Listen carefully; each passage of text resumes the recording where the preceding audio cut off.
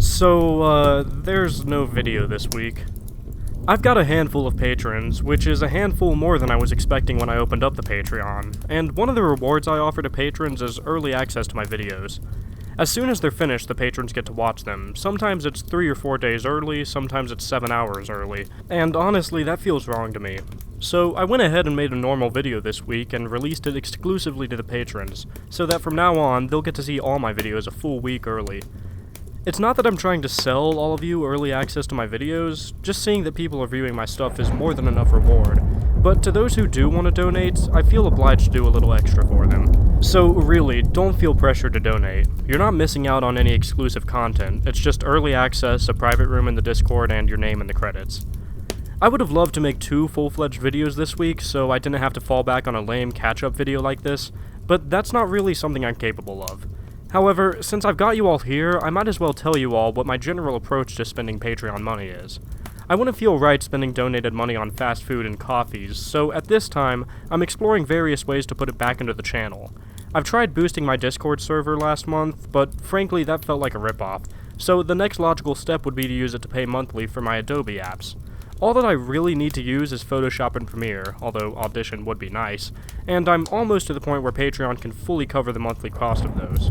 As for smaller things, I'd like to put some of the funds into a private server for Gary's Mod or Minecraft. We actually already have servers for those right now, being hosted by a generous staff member of mine, so if nothing else, I'd like to help him pay for those, or upgrade the server's capacities. In some fairy tale timeline where I hit it big on YouTube and managed to make something resembling a proper salary from Patreon, I'd be using the money to bolster my earnings from DoorDash, or whatever job I might be working at that time. This would, of course, allow me to work less hours in the real world and spend more time improving the quality of my videos.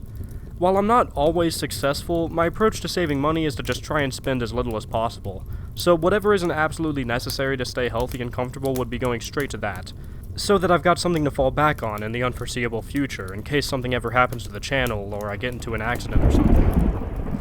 As for what's happening right now, I know I've got some bad habits, but if you're a patron watching this, I can assure you that your money isn't being spent on jewel pods or fast food or any other petty stuff.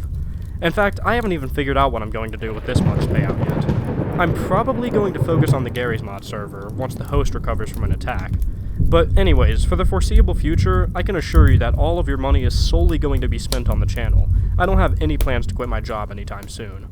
In order to future-proof this video, I'd also like to talk briefly about my views on advertising and sponsorship, since people have asked me about it before.